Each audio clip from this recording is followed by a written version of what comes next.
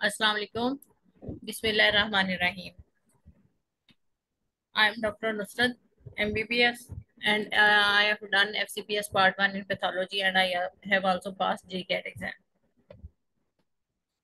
ठीक है, आज हमारा अगस्त का सेशन है कि अगस्त की तैयारी कैसे करनी है, कौन सी बुक्स रखनी चाहिए हमें, और कितना टाइम देना है किस चीज़ को। इंशाल्लाह ये सारी चीज़ें हम डिस्कस करते हैं। सबसे पहली बात जो इसमें ये है, बुक्स के बारे में थोड़ा सा, एक तो एग्जाम के बारे में कर लेते हैं। जो एफसीपीएस पार्ट 1 एग्जाम है, दो पार्ट्स होते हैं इसके पेपर के, पेपर 1 एंड पेपर 2। जो पेपर 1 है उसमें 100 एमसीक्यूज होते हैं, टाइम 2 आवर्स होता है। उसके बाद दरम्यान में ब्रेक होती है, 30 मिनट्स की ब्रेक होती है। देन पेपर 2 होता है।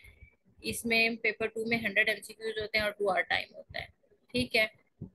और इसके बाद ये है क्या, मतलब इसमें सबसे पहले एमबीबीएस है, उसके बाद 1 ईयर की स्टाफ पोजीशन यानी कि हाउस जॉब है। देन हमने करना होता है एफसीपीएस पार्ट 1, जो एग्जाम जिसके लिए आज हम गाइडलाइन ये कर रहे हैं। उसके बाद रजिस्ट्रेशन हो जाती है सीपीएसपी के साथ हमारी।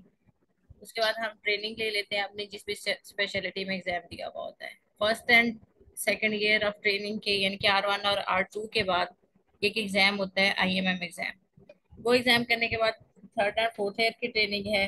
कुछ की 4 साल की ही ट्रेनिंग होती है और कुछ स्पेशलिटीज की मैक्सिमम की ऑलमोस्ट 5 ईयर की ट्रेनिंग होती है। उसके बाद एफसीपीएस पार्ट 2 होता है। ये है पूरा एफसीपीएस का कोर्स, या एक ड्यूरेशन का एक पूरा लाइफ स्पैन जो है।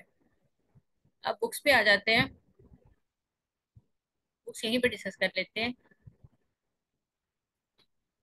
बुक्स में अब ना एक होती है थ्योरी बुक, और एक थ्योरी बुक के साथ और क्या चीज होती है, एमसीक्यूज बुक।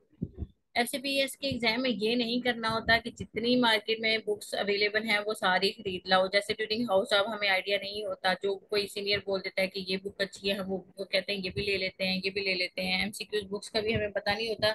जो या एक तो वर्जन बहुत होते पुराने इतनी सीनियर ने पढ़ी मुकला होती है, हम था। उनकी रिकमेंडेशन से ले लेते हैं, या फिर बुक शॉप वाले के पास चले जाते हैं, उसे कहते हैं कि ये बुक्स दे, हमें एफसीपीएस की तैयारी करनी है और हमें बुक्स दे दें। वो भी उठा के सारे दुनिया जान के आपको बुक्स दे देते हैं। तो ऐसा नहीं करना कि सारी बुक्स अपने टेबल पे ला के रख लें, और बिल्कुल उससे ये होता है कि पढ़ता कोई भी नहीं है। मतलब इसी बुक कंफ्यूजन में सारा टाइम गुजर जाता है कि बुक कौन सी शुरू करनी है, मैं कौन सी शुरू करूँ, इतनी सारी बुक्स हैं। ये इवन मेरे साथ भी खुद हुआ था, क्योंकि मुझे भी नहीं पता था कि एफसीपीएस की तैयारी कैसे स्टार्ट करनी है। देन जब स्टार्ट करते हैं तब बंदे को पता चलता है कि इसकी ये चीजें हैं और ये चीजें नहीं है। इसलिए एक थ्योरी बुक आप लोगों ने फिक्स करनी है। अब थ्योरी बुक में दो चार चीजें हैं थ्योरी बुक में। जो मोस्ट इम्पोर्टेंट बुक है वो फर्स्ट एड यूएसएमएल स्टेप 1 है, और मोस्ट रिकमेंडेबल बुक है, स्टैंडर्ड बुक है एक, first aid USMLE step 1। First basic book है जो आप लोगों को थ्योरी के लिए आपके पास होनी चाहिए। उसके अलावा बाकी जो चीजें हम लोग साथ करते हैं वो चीजें होती हैं कि उसके साथ ये एक लेंथी बुक, थोड़ी लेंथी तो नहीं है कुछ चीजों के लिए। काइंडली अपने वीडियोस और माइक्स ऑफ कर ले।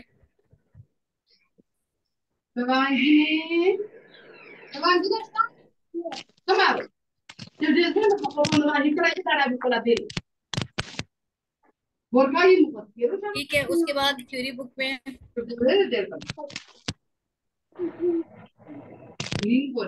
आपको पीछे साउंड का इशू आ रहा है, या दूसरों के माइक्स की आवाज आ रही है मुझे, क्योंकि माइक्स के बारे में मैं इतनी बार कह चुकी हूँ सब लोगों को।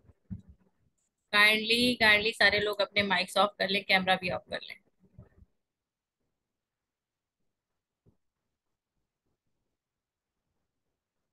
सॉरी, 1 मिनट मुझे टाइम दे, मैं इनको सबको खुद ही म्यूट कर देती हूँ।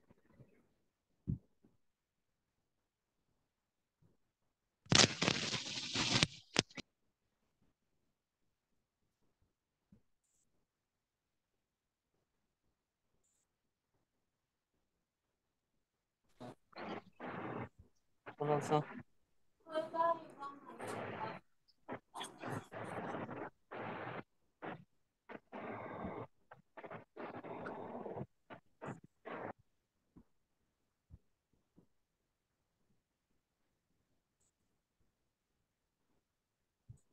डिस्टरबेंस कम हुई, अब बता दें फिर हम स्टार्ट करते हैं।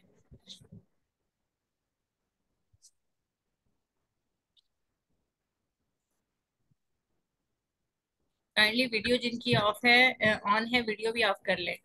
हमारा सेशन रिकॉर्डेड जाएगा। तो इसलिए बाद में आप लोग फिर तंग होंगे, अच्छा नहीं लगता ये। चले हम बुक्स पे बात कर रहे थे, बुक्स में एक थ्योरी बुक आप लोगों ने रखनी है, ठीक है। थ्योरी बुक जो भी रखनी है उसमें मैं आप लोगों को चॉइसेस दे देती हूँ। First aid USMLE step one तो सबके पास होनी चाहिए, मतलब ये बेसिक एक थ्योरी बुक है जो करनी है, ठीक है। और इसके साथ आप लोगों ने फास्ट एड माइनर्स के लिए रखनी है। ना भी रखें तो उसका इश्यू नहीं है, फर्स्ट जो मैं बेसिक बुक रिकमेंड करूंगी first aid USMLE step one है। उसके साथ जो बाकी बुक्स ऐड होंगी वो मैं बता देती हूँ कि कौन सी ऐड होंगी। बीआरएस फिजियोलॉजी होनी चाहिए आपके पास।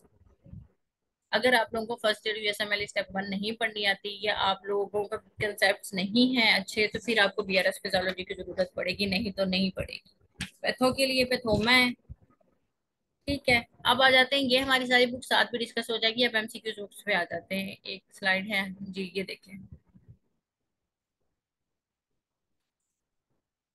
अब यहाँ पे ये देखिए, ये फर्स्ट ईयर यूएसएमएल स्टेप वन है, ये सबके पास होनी चाहिए, मोस्ट इंपॉर्टेंट बुक। दूसरी है पैथोमा होनी चाहिए। तीसरी है क्लिनिकल एनाटॉमी के लिए, जिसे हम शॉर्ट स्नेल कहते हैं, रिचर्ड स्नेल की बुक है, ठीक है। और जो एमसीक्यूज बुक्स या पार्ट्स के लिए जो मोस्ट इंपोर्टेंट बुक्स आ जाती हैं वो ये वाली हैं। एफसीपीएस पल्स, जिसे हम रफी नोट्स कहते हैं, इसका पूरा नाम है radiant notes FCPS plus by Rafiullah है ये। इसका अब ये 13th एडिशन आ गया, लास्ट इसका 12th एडिशन था। जो लोग पहले के रिपीटर हैं वो लोग चाहे 12th एडिशन ही रख लें, लेकिन बेहतर यही है कि हर कोई नया एडिशन ले ले, क्योंकि इसका भी नया एडिशन आ गया और डबल ए का भी नया एडिशन आ गया है। तो इसका 13th एडिशन लेना है सबने। जो न्यू लोग हैं ड्यूरिंग हाउस जॉब के बाद जो भी बाय करेंगे, सीनियर से बुक्स लेने की जरूरत इतनी ज्यादा नहीं है, क्योंकि इसमें थ्योरी बुक्स तो आप लेके पढ़ सकते हैं, लेकिन एमसीक्यूज बुक जो होती है वो चेंज हो जाती है, उसका नया एडिशन, नए एमसीक्यूज चाहिए होते हैं, नए पॉइंट्स चाहिए होते हैं। तो इसका 13th एडिशन ये हर किसी के पास होने चाहिए, radiant notes FCPS plus by Rafiullah, ठीक है, ये हर किसी के पास होने चाहिए। दूसरा है double A notes. Double A notes का थर्ड एडिशन न्यू आया हुआ है, ये होनी चाहिए, ठीक है। और एस के सीरीज तो लाजमी करनी है। इसके साथ ये मजीद चीजें मैं एक्सप्लेन कर दूंगी। और एमसीक्यूज बुक जो बाकी हैं, टॉपिक वाइज एमसीक्यूज किस बुक में है, डबल ए में टॉपिक वाइज एमसीक्यूज हैं, जबकि रेडियंट नोट्स रफी पल्स में से एमसीक्यूज आप लोगों ने नहीं करने, सिर्फ इसके पॉइंट्स करने होते हैं। बिग मिस्टेक करते हैं कि जो पहले लोग होते थे वो लोग क्या करते थे, इसी के एमसीक्यूज करते थे। डबल ए कंपलसरी नहीं है, लेकिन हाँ अगर आप लोगों ने सिस्टम वाइज एमसीक्यूज की प्रैक्टिस करनी है तो उसके लिए डबल ए आपके पास होनी चाहिए। नहीं तो एसके की सीरीज आप अपने साथ प्रैक्टिस के लिए रख सकते हैं। अब एफसीपीएस जो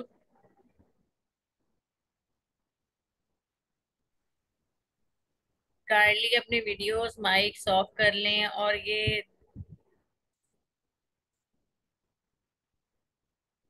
आप सारे लोग प्रोफेशनल हैं, काइंडली थोड़ा सा इस बात का ख्याल कर लें कि हम लोग सेशन कर रहे हैं तो उसमें चीजें मेंटेन कर लें। अब राबे अली और तनवीर नोट्स पे आ जाते हैं। और मेडिकल जो है, ये बुक्स मैं ये नहीं कहती कि ये बुक्स अच्छी नहीं है, सारी बुक्स एमसीक्यूज की वही हैं, पास पेपर की सेम एमसीक्यूज होते हैं, बस थोड़ी बहुत इसमें चेंज होता है। लेकिन जो मेडिकल राबे अली है उसमें एक्सप्लेनेशन बहुत ज्यादा दी हुई है। इतनी एक्सप्लेनेशन है कि अगर थ्योरी की बुक ना पढ़े और वो एमसीक्यूज की बुक को पढ़ने को बैठ जाए तो वो भी नहीं पूरी होनी, बहुत ज्यादा है। और वो अननेसेसरी है, इतनी नहीं चाहिए होती। सिर्फ थ्योरी बुक और प्रीसाइज एमसीक्यूज बुक प्रैक्टिस के लिए आपके पास होनी चाहिए, एक थ्योरी बुक और एक या दो जो सोर्स आपने रखने हैं एमसीक्यूज के। दो सोर्स मैं इसलिए कह रही हूँ कि एक एसके या डबल ए, एसके और डबल ए, क्योंकि ऐसा होता है कि जब हम सिस्टम वाइज प्रिपरेशन कर रहे होते हैं तो हम कहते हैं कि इसमें हमारे पास ना टॉपिक वाइज एमसीक्यूज होने चाहिए, एक सिस्टम वाइज एमसीक्यूज हमारे पास होने चाहिए। जब हम ये कहते हैं कि टॉपिक वाइज एमसीक्यूज हो या सिस्टम वाइज एमसीक्यूज हो तो वो डबल ए में है, इसलिए मैंने डबल ए का कहा है। बाकी हमने एमसीक्यूज की प्रैक्टिस जो ज्यादा प्रैक्टिस करनी होती है वो एस के सीरीज से करनी होती है, कि मैं मजीद एक्सप्लेन कर देती हूँ एंड पे। सबसे पहले ये होना चाहिए। और तनवीर नोट्स का रफी से प्रैक्टिस क्यों नहीं करनी, रफी के एमसीक्यूज बहुत थोड़े ना अजीब से करके उसने दिए हमें, हैं तो पास पेपर ही, लेकिन इसके एमसीक्यूज डिप्रेसिव होते हैं और बहुत लेंथी स्टेटमेंट के साथ होते हैं। इसकी निस्बत जो है डबल ए बेस्ट बुक है एमसीक्यूज के लिए, सिस्टम वाइज एमसीक्यूज के लिए। रफी पे रफीउल्लाह के पॉइंट्स बहुत बहुत अच्छे लिखे हुए हैं और बहुत इंपॉर्टेंट भी हैं, ठीक है। अब बुक्स के बारे में साथ साथ हम मजीद डिस्कस कर लेंगे। अभी यहाँ पे कोई क्वेश्चन है तो आप लोग पूछ लें, या फिर एंड पर क्वेश्चन करेंगे, क्योंकि हम स्टार्ट करते हैं अपनी गाइडलाइन प्रॉपर। पेपर का हमारा डिस्कस हो गया है। अब एफसीपीएस जो जनरल गाइडलाइन है यहाँ पे देखते जाए। जनरल गाइडलाइन में, जनरल गाइडलाइन में क्या चीजें होती हैं, पेपर में किस किस टॉपिक से एमसीक्यूज आते हैं, किस तरह एमसीक्यूज आते हैं न्यू कैंडिडेट्स के लिए जो हमारे अभी हाउस जॉब कर रहे हैं उन लोगों ने अगर अगस्त या नवंबर अटेम्प्ट देनी है तो इसमें एमसीक्यूज होते हैं। फिजियोलॉजी, जनरल पैथोलॉजी जो हम बेसिक सारे पढ़ते हैं उसमें से सब में से एमसीक्यूज होते हैं, तो हमने सारी चीजें करनी होती हैं। एक मिनट मुझे,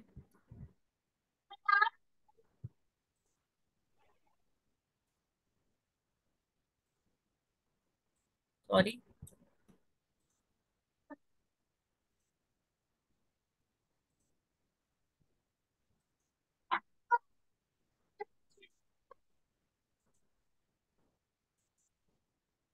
अब ये देखिए, जो फिजियोलॉजी करनी होती है आपको सारे आंसर्स मिल जाएंगे, आप पूरी गाइडलाइन सुन लें। अब फिजियोलॉजी कहाँ से करनी होती है, बीआरएस फिजियोलॉजी से करनी होती है। अब बीआरएस फिजियोलॉजी और इसके साथ जो बुक है, first aid step one. Kindly अभी भी जिसका माइक ऑफ है, माइक माइक ऑन है, माइक ऑफ कर लें। इसको मैं first aid USMLE step one को एफए से लिख रही हूँ कि बीआरएस फिजियोलॉजी, फिजियोलॉजी कहाँ से करनी है, मस्ट है फिजियोलॉजी करना, और इसको बीआरएस फिजियोलॉजी उसके बाद first aid USMLE step one. जो लोग खुद तैयारी कर रहे हैं और बहुत ज्यादा टाइम है उन्हें, बहुत ज्यादा है कि वो फिर बीआरएस फिजियोलॉजी उसके बाद वो वही फिजियोलॉजी के वही टॉपिक्स, वही सिस्टम के टॉपिक फर्स्ट एड से कर लें। लेकिन जो लोग हमारे सेशन लेंगे या जिनको first aid USMLE step one पढ़नी आती है, जिनकी बेसिक्स अच्छी हैं और वो उन्हें पढ़ के समझ आ जाती है, तो वो फिजियोलॉजी के लिए बीआरएस फिजियोलॉजी को स्किप कर सकते हैं, first aid USMLE step one की फिजियोलॉजी कर सकते हैं। लेकिन वही बात है कि या तो हमारा सेशन लिया हुआ हो, मैं ये नहीं कह रही कि हमारा सेशन लेना मस्ट है, उससे ये है कि फर्स्ट यूएसएमएल स्टेप वन को डायरेक्ट पढ़ के समझ बहुत मुश्किल आती है। इसलिए अगर खुद तैयारी करनी है तो बीआरएस फिजियोलॉजी से आप पढ़े पहले फिजियोलॉजी, उसके बाद फर्स्ट एड फिजियोलॉजी कर लें। अदरवाइज फर्स्ट ये इनफ है। या फिर इस तरह है कि आप बीआरएस फिजियोलॉजी से कर लें और उसके बाद उसके वो जो पॉइंट्स आपको समझ आते हैं, जो चीजें हैं वो फर्स्ट एड पे लिख लें, और बाद में दोबारा आपको बीआरएस फिजियोलॉजी की रिवाइज करने की जरूरत ना पड़े, क्योंकि ये बहुत लेंथी बुक है, नहीं होता इतना टाइम कि हम एक एग्जाम की तैयारी में ये करें। ठीक है, उसके बाद जो पैथोलॉजी है, general pathology, general pathology exam में आती है और हर एग्जाम में आती है। इसके लिए पैथोमा बहुत अच्छी बुक है, जो इसमें हमने पहले 3-4 चैप्टर करने होते हैं, neoplasia, growth adaptation, cell injury, inflammation वाला, ये सारे टॉपिक्स करने होते हैं। ये पैथोमा पे बहुत अच्छे हैं। अब बीआरएस सीरीज में जो बीआरएस फिजियोलॉजी बेस्ट बुक है। पैथोमा बीआरएस पैथोलॉजी बहुत लेंथी बुक है, इतना कुछ नहीं चाहिए होता है एफसीपीएस एग्जाम में कि हम बीआरएस पैथोलॉजी करें। इवन जो है पैथोलॉजी के लिए भी, मैंने पैथोलॉजी में एग्जाम दिया है, मैंने बीआरएस पैथोलॉजी नहीं पढ़ी, और बीआरएस पैथोलॉजी ना ही मैं रिकमेंड करती हूँ कि पढ़ें। हाँ, इसमें जो चीज है कि इसमें कोई टॉपिक अच्छा है, ये कोई चीज अच्छी है, वो हम अपने लेक्चर्स में जरूर ऐड कर देते हैं, लेकिन मैं खुद किसी को रिकमेंड नहीं करूंगी कि वो पर्सनली बीआरएस पैथोलॉजी बैठ के पढ़े पैथोलॉजी के लिए। और हमने जनरल पैथोलॉजी सिर्फ करनी होती है पैथोमा से, ठीक है। उसके बाद स्पेशल पैथोलॉजी बहुत इंपॉर्टेंट है सारे एग्जाम्स के लिए, और ये first aid USMLE step one is more than enough for every speciality. Even pathology के लिए भी first aid USMLE step one पे जितनी पैथोलॉजी स्पेशल दी हुई है हर सिस्टम की, वो ही इंपॉर्टेंट है और वही करनी है, वही एग्जाम में आती है। उसके बाद है माइक्रोबायोलॉजी और इम्यूनोलॉजी। माइक्रोबायोलॉजी और इम्यूनोलॉजी ये जो है first aid USMLE step one पे बेस्ट है। अगर first aid USMLE step one पे नहीं करना चाहता, उसको नहीं समझ लग रही इससे, तो वो फास्ट एड रख सकता है इसके साथ। फास्ट एड बुक क्या बुक है, कौन सी बुक है, फास्ट एड बुक है रफीउल्लाह पॉइंट्स के ही एक्सप्लेनेशन फॉर्म में, यानी कि एक थ्योरी बुक है फास्ट एड, जो माइनर्स के लिए हम यूज कर सकते हैं, लेकिन मेजर के लिए कोशिश करें कि first aid USMLE step one use करें, फास्ट एड नहीं यूज करें। माइनर अब इसमें क्या है, माइक्रोबायोलॉजी माइनर है, माइक्रोबायोलॉजी के टॉपिक आप फास्ट एड से कर सकते हैं, लेकिन first aid USMLE step one बहुत अच्छी बुक है और ये ही मैं रिकमेंड करती हूँ। उसके बाद न्यूरोलॉजी, न्यूरोलॉजी के लिए कैप्लान न्यूरो एनाटमी बहुत अच्छी बुक है, लेकिन ये है कि कैप्लान न्यूरो एनाटमी सिर्फ एनाटमी कवर करवाती है न्यूरो की, इसमें फिजियोलॉजी या न्यूरो की पैथोलॉजी कवर नहीं होती। ठीक है, इस फर्स्ट ईयर यूएसएमएल स्टेप वन से आपको कैप्लान जो है न्यूरो एनाटमी भी आपकी कवर हो जाती है, एम्ब्रियोलॉजी भी न्यूरो की कवर हो जाती है, neuro physiology, neuro pathology and even pharmacology भी न्यूरोलॉजी की कवर हो जाती है। तो first year यूएसएमएल step one best book है न्यूरोलॉजी सिस्टम के लिए। हाँ, अगर आपको एनाटमी बिल्कुल भी नहीं आती, आप पहले कैप्लान न्यूरो एनाटमी करें, देन उसके बाद आपको again first year यूएसएमएल step one से न्यूरोलॉजी करनी है, लाजमी लाजमी करनी है। ठीक है। उसके बाद है एनाटमी के लिए जो बुक है, clinical anatomy by Richard Snell, जिसे हम शॉर्ट स्नेल भी कहते हैं, ये है, और फास्ट एड है। अब ये मैं स्पेसिफाई कर दूंगी कि किन लोगों की एनाटमी फास्ट एड से कवर हो सकती है और कौन सी स्पेशलिटी के लिए रिचर्ड स्नेल लाजमी करनी है। उसके बाद है एम्ब्रियोलॉजी। एम्ब्रियोलॉजी जो हम फर्स्ट ईयर जैसे वाले स्टेप वन बुक पढ़ते हैं, तो उसके हर सिस्टम के स्टार्ट में एम्ब्रियोलॉजी दी हुई है, और ऑलमोस्ट उतनी ही सी दी हुई है हर सिस्टम के लिहाज से जितने के एमसीक्यूज आते हैं, और बहुत प्रिसाइज फॉर्म में बहुत अच्छी करके दी हुई है, और वो लाजमी करनी होती है। उसके साथ है, अगर बेसिक आप लोग फर्स्ट ईयर यूएसए वाले स्टेप वन का जो रिप्रोडक्शन वाला सिस्टम है, उसमें एम्ब्रियोलॉजी स्टार्ट में दी हुई है, जनरल एम्ब्रियोलॉजी। इवन अगर वहां से नहीं समझ लगती, देन आई विल रिकमेंड कि हाई हाई यील्ड एम्ब्रियोलॉजी को आप एक दफा पढ़ सकते हैं। ठीक है। और इसके साथ भी आप फास्ट एड से कर सकते हैं, लेकिन फास्ट एड पे बहुत अच्छी एम्ब्रियोलॉजी नहीं है। उसके बाद है बायोकेमिस्ट्री। बायोकेमिस्ट्री के टॉपिक्स मैंने नेक्स्ट ऐड कर दिए हैं, ये भी फर्स्ट ईयर यूएसएमएल स्टेप वन से करनी है। अगर आप फर्स्ट ईयर यूएसएमएल स्टेप वन से नहीं कर पा रहे, इसको कोई और बुक साथ रखना चाह रहे हैं, तो ये फास्ट एड से कर सकते हैं। हिस्टोलॉजी, हिस्टोलॉजी जब हम पढ़ते हैं थ्योरी के साथ, मोस्टली थ्योरी के साथ बहुत सारी चीजें इसकी कवर हो जाती हैं। और नहीं तो फिर हम जो FCPS radiant notes, FCPS plus by Rafiullah है, रफी रफी पॉइंट्स जिसे हम कहते हैं, उसमें जितनी हिस्टोलॉजी दी हुई है, मोर देन इनफ है। अब आ जाती है बात एमसीक्यूज बुक्स की। एमसीक्यूज बुक्स में जो डबल ए नोट्स हैं, ये बहुत अच्छे एमसीक्यूज की बुक है। अब तो अपडेट हो गई है, लास्ट ईयर वाला भी इसका बहुत अच्छा था। इसमें भी शुरू में पॉइंट्स ऐड हैं। अब जो लोग हैं कि जिन लोगों को है कि हमारी ना एक एंड पे बुक बन जाए कि जहाँ जो रिवाइज करने के लिए सिर्फ हो, कि हमें यानी कि हमने बीआरएस फिजियोलॉजी पढ़ी है, फर्स्ट एजुकेशन वाले स्टेप वन की बुक पढ़ ली है, तो लेकिन हमने पॉइंट्स फॉर्म में लिखना है। अगर अजान से डिस्टर्बेंस हो तो बता दीजिए कि हम ब्रेक ले लेते हैं। आवाज का किसी और को इशू है या सिर्फ आपको इशू है? क्योंकि यहाँ पे आवाज का किसी और ने नहीं कहा।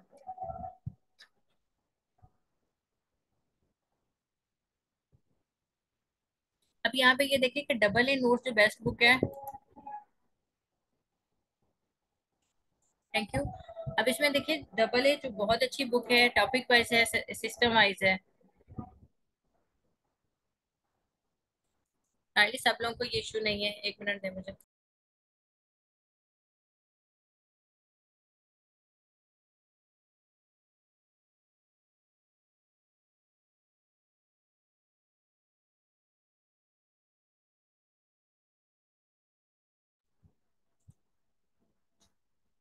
Thank you. अब देखिए एमसीक्यूज बुक की हम बात कर रहे थे। एमसीक्यूज बुक्स ये नहीं कि राबिया अली मेडिकल सारी खरीद के रख लेनी है। Rabia Ali medical system wise book है, लेकिन अच्छी बुक्स हैं, मैं ये नहीं कहती, लेकिन इसमें बहुत ज्यादा एक्सटेंसिव उसने साथ एक्सप्लेनेशन दे दी हैं, जो कि अननेसेसरी हैं, जो जो नहीं इतना फायदा देती। और उसके बाद है, आप पूरी गाइडलाइन सुन लें, देन एंड पे हम डिस्कस करेंगे कि सीनियर्स क्या कहते हैं और क्यों कहते हैं, कैसे कहते हैं। ठीक है। उसके बाद है, जो मोस्ट इम्पोर्टेंट है इसमें, एस के सीरीज। अब एस के सीरीज को मैं एक्सप्लेन कर दूं। एस के सीरीज दो दो होती हैं। दो इस लिहाज से मैं कह रही हूँ कि एक तो एस के होती है स्पेशलिटी की। एस के स्पेशलिटी का मतलब ये है कि एस के मेडिसिन, एस के पैथोलॉजी, एस के एनेस्थीसिया, एस के रेडियोलॉजी। दूसरी होती है लेटेस्ट एस के। ठीक है। ये हम एंड पे डिस्कस करते हैं कि लेटेस्ट टेस्ट के जो होती है वो कब करनी है, और जो सिस्टम वाइज है वो साथ कैसे करनी है। तो आप लोगों ने एमसीक्यूज बुक्स में मेडिकल राबिया अली को आई विल नॉट प्रेफर कि आप लोग ये लें। आपने अगर बहुत ज्यादा एमसीक्यूज आप लोगों ने प्रैक्टिस करनी है और सिस्टम वाइज एमसीक्यूज की प्रैक्टिस करना चाहते हैं, तो डबल ए नोट्स लें। वही पास पेपर के डबल ए नोट्स वाले एमसीक्यूज किस में होते हैं? एसके में होते हैं, लेकिन एसके में सिस्टम वाइज नहीं होते, एसके में होते हैं speciality wise and year wise होते हैं। ठीक है। जनरल गाइडलाइन ये सारी सब्जेक्ट के लिहाज से आ गई है कि टॉपिक वाइज कौन सी बुक, कौन सा टॉपिक किस बुक पे अच्छा है और कहाँ से करना है। ठीक है। आई होप तो समझ आ गई है आप लोग को। नेक्स्ट, अब बुक्स का मैंने एक्सप्लेन कर दिया। अब इसमें ये देखिए कि यूएसएमएल स्टेप वन थ्योरी बुक है जो मैं रिकमेंड करती हूँ। पैथोमा जो है ये first year USM sorry Pathoma general pathology करनी है, और उसके बाद एनाटमी के लिए रिचर्ड स्नेल है। ठीक है। और ये बुक सबके पास होगी, हर स्पेशलिटी वाला FCPS pulse, radian notes FCPS pulse की बुक ले। और उसके बाद double A notes system wise MCQs की प्रैक्टिस के लिए एस के जो लेटेस्ट है, एस के 17 वॉल्यूम 2 है, देन एस के 18 अब आएगी। और एस के जो है ये एस की आप स्पेशलिटी है कि गायनी के लिए एस के पिंक करते हैं, और अगर मेडिसिन एंड एलाइड में पेपर देना है तो एस के मेडिसिन है। ये मैं बहुत लेंथी बुक है, ये सिर्फ आप लोगों को दिखाने के लिए मैंने यहाँ पे पुट की है, लेकिन ये नहीं करनी, ये नहीं होती और इनका फायदा नहीं होता इतना बेनिफिट, और रफी के एमसीक्यूज भी नहीं करने। अब आ जाते हैं सिस्टम वाइज कैसे तैयारी करनी है आप लोगों ने। सिस्टम वाइज तैयारी करने में एक जैसे सिस्टम है कार्डियोवास्कुलर सिस्टम। कार्डियोवास्कुलर सिस्टम में क्या होता है,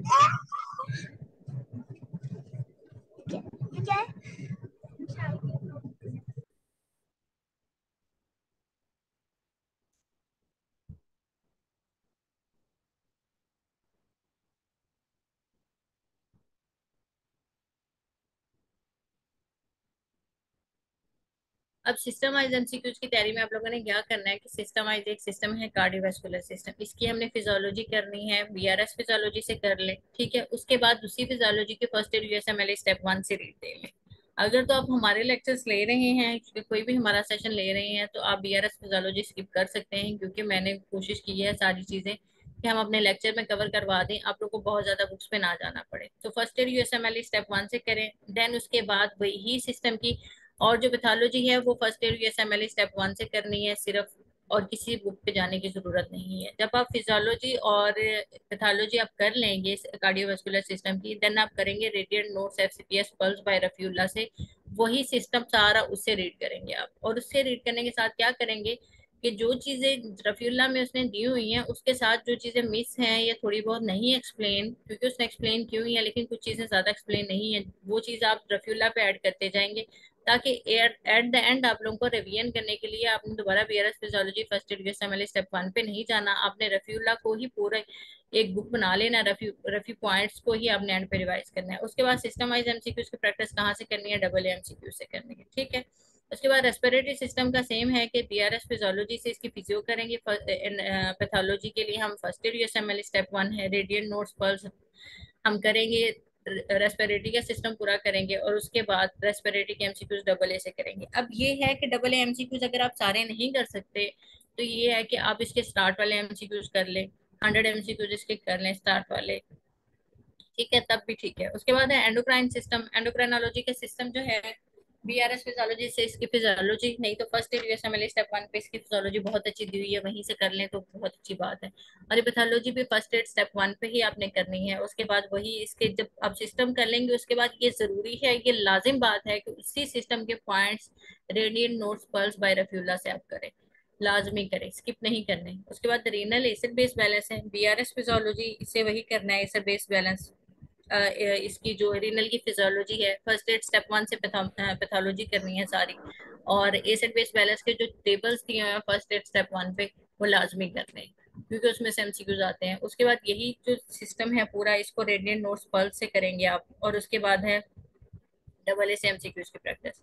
गैस्ट्रोएंट्रोलॉजी जीआईटी सिस्टम, इसकी फिजियोलॉजी बीआरएस फिजियोलॉजी पे, लेकिन मैं बीआरएस फिजियोलॉजी पे बहुत अजीब गैस्ट्रोएंट्रोलॉजी की दी हुई है, बहुत लेंथी करके दी हुई है, उसकी बजाय आप बीआरएस फिजियोलॉजी को स्किप करें जीआईटी के लिए, आप फर्स्ट ईयर बीएसएमएल स्टेप 1 से ही भी इसकी फिजियोलॉजी कर लें जीआईटी की, और पैथोलॉजी भी फर्स्ट एड स्टेप 1 पे मोर देन इनफ है।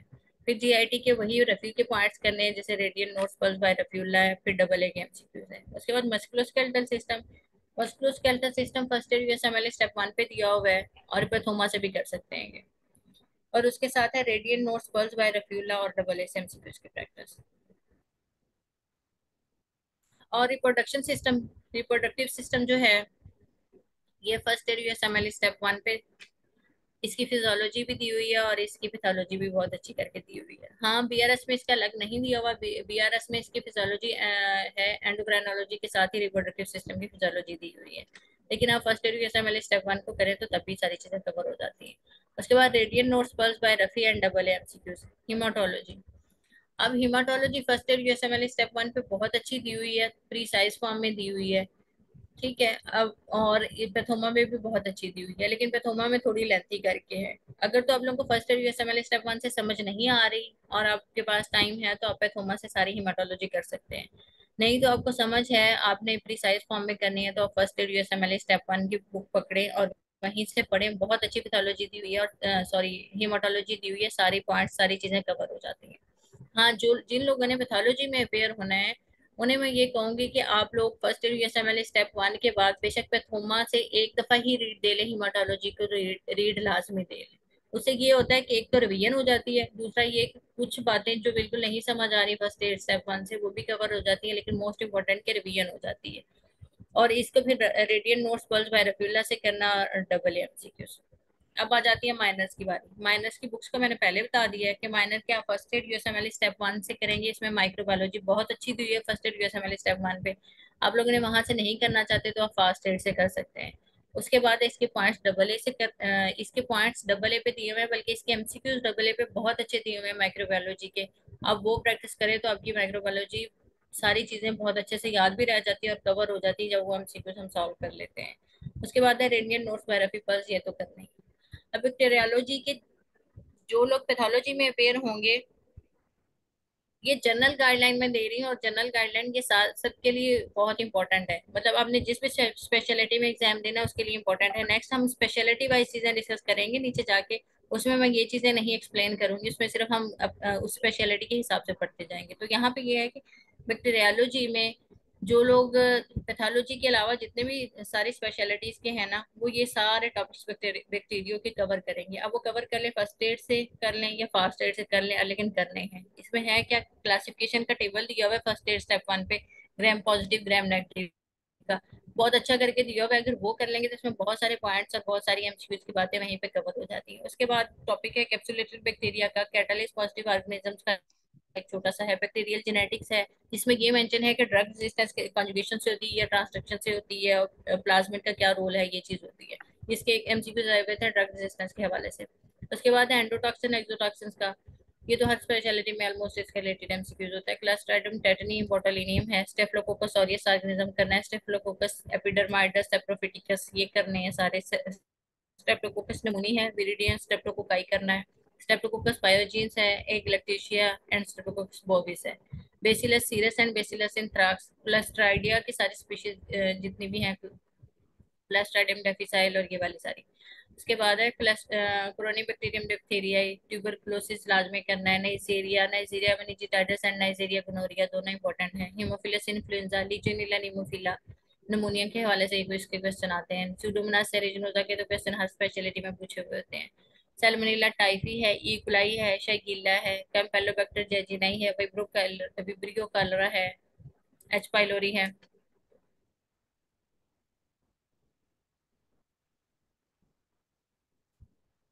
एच पाइलोरी है, सिफिलिस है, क्लेमाइडिया है, गार्डिनरेला वेजिनैलिस है, माइकोप्लाज्मा निमोनिया है।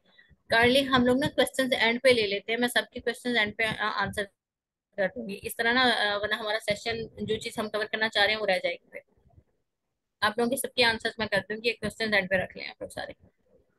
उसके बाद है माइकोलॉजी के कौन से टॉपिक इंपॉर्टेंट है जो पैथोलॉजी के अलावा बाकी सबने करने हैं लाजमी। हिस्टोप्लाज्मा है, अपॉर्चुनिस्टिक फंक्शन फंगल इन्फेक्शन, ये एक पेज दिया हुआ है फर्स्ट एड स्टेप वन पे, बहुत इंपॉर्टेंट है वो पेज, किसी सूरत स्किप नहीं करना।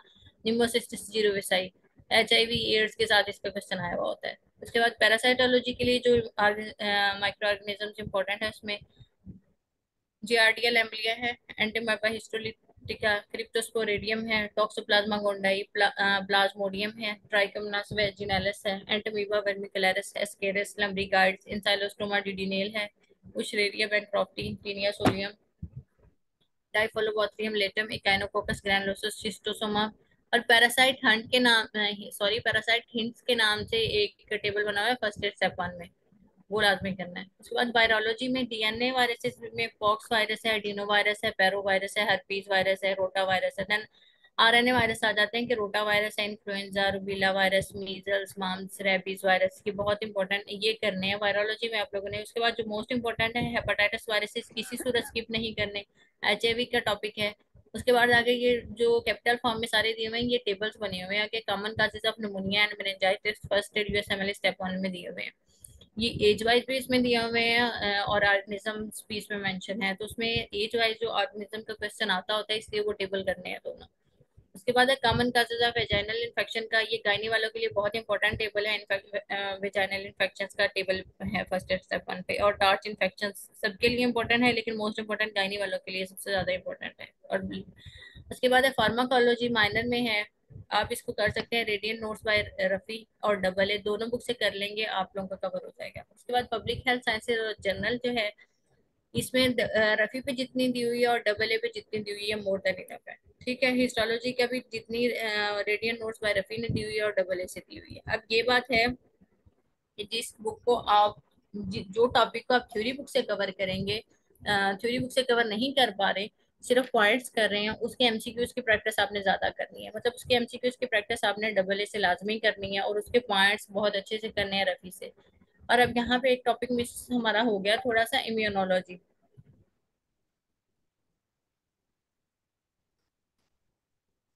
अब इम्यूनोलॉजी किसी ने भी स्किप नहीं करनी है, लेकिन हाँ जिसके पास बिल्कुल भी टाइम नहीं है इम्यूनोलॉजी करने का, वो हाइपर सेंसिटिविटी रिएक्शंस लाजमी करेगा। ब्लड ट्रांसफ्यूजन रिएक्शन, ट्रांसप्लांट के रिलेटेड जो ट्रांसप्लांटेशन के ट्रांसप्लांट रिजेक्शन के क्वेश्चन आते हैं, उसका एक टॉपिक दिया हुआ है। उसके बाद है साथ इम्यूनो डेफिशिएंसी डिजीज, ये करनी होती है। ठीक है, और ये इम्यूनोलॉजी के बाकी बेशक आप सारे टॉपिक छोड़ सकते हैं, आपको नहीं टाइम, बिल्कुल भी नहीं टाइम है आपके पास कि आप इम्यूनो को टाइम दें। अगस्त वालों के लिए भी टाइम है, आप अपनी तैयारी स्टार्ट कर दें तो आप सारी चीजें कवर कर सकते हैं। लेकिन फिर भी नहीं टाइम बचा तो फिर hyper sensitivity reaction, blood transfusion reaction, transplant and immuno deficient disease ये करेंगे। ठीक है, ये जनरल गाइडलाइन है, सबके लिए है ये। अब हम आ जाते हैं स्पेशलिटी वाइज। सॉरी, इसमें भी हमारा बायोकेमिस्ट्री आ गया है। बायोकेमिस्ट्री के जो टॉपिक्स है ना, वो मैंने मेंशन कर दिए कि कौन से करने हैं। बेशक आप इस स्लाइड का स्क्रीनशॉट ले लें, तो ये वाले टॉपिक किसी सूरत मिस नहीं करने। साइटोस्केलेटल एलिमेंट्स हैं, इस ये एक टेबल दिया हुआ है फर्स्ट एड स्टेप वन पे। प्राइमरी सिलियरी डिस्काइनेसिया जैसे कार्टगनर सिंड्रोम है, उसका ये क्वेश्चन आता होता है। कोलेजन मोस्ट इंपॉर्टेंट, किसी ने भी नहीं स्किप करना। कोलेजन सिंथेसिस और इसके स्ट्रक्चर और इसका एक टेबल है। उसके बाद है ऑस्टियोजेनेसिस इम्परफेक्टा, एलर सिंड्रोम, मेंकीस डिजीज, इलास्टन में इलास्टन के स्ट्रक्चर और इसके साथ मार्फन सिंड्रोम। क्योंकि इलास्टन और कोलेजन के स्ट्रक्चर में थोड़ा सा डिफरेंस होता है, इसके एमसीक्यू। और इसमें फिर इसी के जो इसी के स्ट्रक्चरल में या फॉर्मेशन में कोई भी इफेक्ट आता है, उसकी वजह से जो डिजीज होती है उसका क्वेश्चन आता है। उसके बाद है मार्फन सिंड्रोम। उसके बाद है homocystinuria cri du chat syndrome, Prader Willi syndrome, Angelman syndrome का टेबल दिया हुआ है। मोड्स ऑफ इनहेरिटेंस में के autosomal dominant, autosomal recessive, skip generation किसमें होती है, इसका एमसीक्यू जो आता है, इसलिए ये मोड ऑफ इनहेरिटेंस दिया मैं ये करने हैं। Autosomal recessive, autosomal dominant, x linked recessive, ये डिजीज की एग्जांपल्स बहुत इंपॉर्टेंट है, ये करनी है। उसके बाद सिस्टिक फाइब्रोसिस का टॉपिक है। मस्कुलर डिस्ट्रॉफीज में कौन कौन सी चीजें हैं, डुशनी है, बैकर्स है, मायोटोनिक डिस्ट्रॉफी, मस्कुलर डिसऑर्डर्स, ये करनी है। उसके बाद फ्रेजाइल एक्स सिंड्रोम है, tri nucleotide repeat expansion disease का एक छोटा सा टेबल फॉर्म में, टेबल एक पैराग्राफ, पैराग्राफ तो नहीं टेबल है दिया होगा, वहां से आप कर लें। उसके बाद है ऑटोसोमल ट्राइसोमी के लिए डाउन सिंड्रोम है, एडवर्ड सिंड्रोम और टाउ सिंड्रोम, ये बहुत इंपॉर्टेंट है, इसका क्वेश्चन तो हर एग्जाम में आया हुआ होता है। और ऑल विटामिन, बायोकेमिस्ट्री में बेशक आप सारी चीजें भूल जाएं, विटामिन किसी सूरत नहीं आपने छोड़ने। विटामिन, कोलेजन, ये किसी सूरत नहीं छोड़ना आपसे, बिल्कुल भी नहीं। बायोकेमिस्ट्री हुई आप नहीं कर पाए तो आपने कोलेजन, विटामिन, विटामिन में सारे विटामिन आते हैं, इसलिए मैंने ऑल विटामिन इसको हाईलाइट करके लिखे है। उसके बाद प्रोटीन जी माल न्यूट्रिशन जैसे क्वाशिको और इसमें आ जाता है ना, लैक्टेज डेफिशिएंसी है, अमाइनो एसिड, अमाइनो एसिड में essential, non essential amino acid, थोड़ा सा ये अमाइनो एसिड का जो इंट्रोडक्शन है ना, ये फर्स्ट एड स्टेप वन पे दिया हुआ है, ये अगर माइनर में फास्ट एड से करें तो वहां पे भी मेंशन है। उसके बाद यूरिया साइकिल का, यूरिया साइकिल मैंने इसलिए मेंशन किया, इसमें दो चार एमसीक्यूज आते होते हैं उसके लिए, कि इसमें कौन सा अमाइनो एसिड और कितने अमाइनो एसिड यूटिलाइज हुए हैं। Phenyl ketone urea disease, maple serum purine disease, Alka Patton urea, ये करनी है। ये डिजीज भी, ये जो है ना, ये तीनों डिजीज ये भी इंपॉर्टेंट है, इसके एमसीक्यू आया हुआ होता है। और ये रेड में जो मेंशन है, एक तो ये अल्वेटामिन, कोलेजन ऊपर, और ये glycogen storage disease, lysosomal storage disease, और मेजर एपोलाइपोप्रोटीन, लाइपोप्रोटीन फंक्शन, ए बीटा लाइपोप्रोटीनीमिया, फेमिलियल डिस्लिपिडीमिया, ये सारे दो टेबल दो में दिए हुए हैं। तो इसमें जो चीज ये, एक तो विटामिन स्किप नहीं करने, ग्लाइकोजन स्टोरेज डिजीज, और ये पूरा रेड वाला फॉर्म में जो मैंने मेंशन कर दिया ना रेड में, इसीलिए मैंने हाईलाइट करके ये मेंशन किया है कि ये किसी सूरत स्किप नहीं करनी है डिजीज। बायोकेमिस्ट्री में आप ये ऊपर से कुछ चीजें मिस भी कर गए हैं तो इसका कोई इशू नहीं है आप लोगों का। और ये सारी दरम्यान में जेनेटिक्स है इसमें, तो मसला नहीं है। लेकिन आप लोगों ने कोलेजन, विटामिन और ये जो हाईलाइटेड फॉर्म में है, ये बिल्कुल मिस नहीं करने। लेकिन मैं रिकमेंड करूंगी कि सारी बायोकेमिस्ट्री नहीं होती तो ये मैंने जितने टॉपिक्स की एक लिस्ट बना के इसमें स्लाइड में मेंशन कर दिए, ये टॉपिक्स आप लाजमी फर्स्ट एड स्टेप वन या फास्ट एड से लाजमी करें। अगर स्किप कर नहीं, बिल्कुल भी टाइम नहीं है, तो देन जो मैंने मेंशन किया कि इंपॉर्टेंट वो करने हैं। उसके बाद आ जाती है अब मेडिसिन की गाइडलाइन, सारी स्पेशलिटी वालों के लिए ऑलमोस्ट यही होंगी। जो मैंने जनरल गाइडलाइन बताई है एक तो वो है, अब सारी जो चीजें स्पेसिफिक फॉर्म में है वो मैं साथ बताती जाती हूँ इसके। अब फिजियोलॉजी बता दिया था, काइंडली माइक ऑफ कर दें।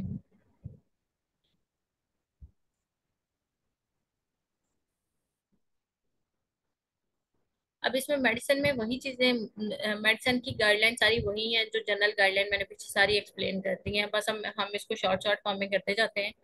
इसमें जो फिजियोलॉजी है इसमें बीआरएस फिजियोलॉजी है, और मैंने बताया कि बीआरएस फिजियोलॉजी के बाद आप फर्स्ट ईयर स्टेप वन से यूएसएमएल स्टेप वन से पढ़ेंगे तो बीआरएस फिजियोलॉजी दोबारा आपको नहीं खोलनी पड़ेगी। और एक और बात मेंशन कर दूं कि बीआरएस फिजियोलॉजी के जो एमसीक्यूज होते हैं ना, वो हम लोग कह देते हैं कि ये तो हमने मतलब फर्स्ट ईयर सेकंड ईयर के लिए थे या हमारे उसके लिए थे, तो नहीं, वो एमसीक्यू जब आप करें तो अगर आप बीआरएस फिजियोलॉजी की बुक खोल के पढ़ते हैं तो आप एमसीक्यू की प्रैक्टिस लाजमी करें वहां से। हाँ, अगर आप नहीं पढ़ रहे तो फिर बेशक आप बात नहीं करें, लेकिन अगर आपने वो सिस्टम पढ़ा है तो उसकी कोशिश करें कि एमसीक्यूज वहां से देख लें। जनरल पैथोलॉजी के लिए वही पैथोमा के स्टार्ट वाले चार चैप्टर हैं, इसमें बनते हैं ग्रोथ एडाप्टेशन, सेल इंजरी का, इन्फ्लेमेशन का एंड न्यूप्लेजिया का। ये किसी सूरत स्किप नहीं करने, जनरल पैथोलॉजी से क्वेश्चन आते हैं और पैथोमा से इसको कवर करने। स्पेशल पैथोलॉजी के सारे सिस्टम्स का मैंने एक्सप्लेन कर दिया, फर्स्ट स्टेज स्टेप वन से करनी है। माइक्रोबायोलॉजी और इम्यूनोलॉजी हमारे एक्सप्लेन होगी, ये पीछे जितना मैंने बताया है टॉपिक वाइज। और इम्यूनोलॉजी का जो मैंने, इम्यूनोलॉजी कोशिश करें कि इसमें और भी एमएससी वन वाले सारे टॉपिक्स हैं वो वाले, ये आप लोग कवर कर लें। अगर बिल्कुल कवर नहीं होते तो जो मैंने बताया कि हाइपर सेंसिटिविटी रिएक्शंस ये वाली चीजें नहीं छोड़नी, तो ये करनी है। और फर्स्ट एड स्टेप वन से कर ले तो बहुत अच्छी बात है, वहां से नहीं कर पा रहे तो फास्ट एड से कर सकते हैं। न्यूरोलॉजी को मैंने एक्सप्लेन कर दिया कि फर्स्ट एड स्टेप वन पे अच्छी दी हुई है, और वहीं से मोर देन इनफ है एग्जाम के लिए। हाँ, अगर आपको बिल्कुल भी नहीं समझ आ रही फर्स्ट एड स्टेप वन की, तो देन आप पहले कैप्लान न्यूरोएनाटॉमी करें और उसके बाद फर्स्ट एड स्टेप वन आपने करनी है। एनाटमी के लिए, एनाटमी के लिए मेडिसिन वालों के लिए एनाटमी रिचर्ड स्नेल से नहीं करनी है आप लोगों ने, बहुत लेंथी हो जाती है, क्योंकि मेडिसिन का ज्यादा सॉरी एनाटमी इतनी होती नहीं है इसके लिए, जो मेडिसिन एंड एलाइड के लिए। तो आप फास्ट एड से कर सकते हैं। और अगर आप फास्ट एड से भी नहीं करना चाहते तो एनाटमी शेल्फ नोट्स एक होते हैं नोट्स, वहां से कर सकते हैं। लेकिन आप फास्ट एड साथ में रफी पॉइंट से कर लें तो तभी चीजें कवर हो जाती हैं। उसके बाद है एम्ब्रियोलॉजी का, पीछे हमने एक्सप्लेन कर दिया था कि सिस्टमाइज जो है वो फर्स्ट एड सिर्फ वन से कवर हो जाएगी, और जनरल अगर करनी है तो वो हाई यील्ड एम्ब्रियोलॉजी और फास्ट एड से कर सकते हैं। Biochemistry first aid USMLE step one पे बहुत अच्छी है, अगर आपने नहीं करनी इसके साथ दूसरी बुक है कि फास्ट एड से आप कर सकते हैं। हिस्टोलॉजी आपने रफी पॉइंट से हो जानी है। एंड मस्ट डू एस के मेडिसिन, आप लोगों ने जिस दिन से मेडिसिन की तैयारी शुरू करनी है, फर्स्ट जो एग्जाम की आपने तैयारी स्टार्ट की है, फर्स्ट वीक के बाद आप अपने साथ एस के मेडिसिन के एमसीक्यूज की प्रैक्टिस स्टार्ट कर दें। कुछ पेजेस रख लें डेली के कि आपने 20 पेजेस करने हैं, चलो 20 पेजेस नहीं है तो आप 4-5 पेज से स्टार्ट ले सकते हैं, बल्कि 4-5 पेज इनफ है कि आप अपनी तैयारी में इसको तकरीबन इसको 1-1.5 महीने में आप कंप्लीट कर लेंगे। अगर आप 10 पेज भी डेली कर सकते हैं, या स्टार्ट में आप 4-5 पेज से स्टार्ट ले लें, लेकिन एस के मेडिसिन से एमसीक्यूज की प्रैक्टिस लाजमी करनी है।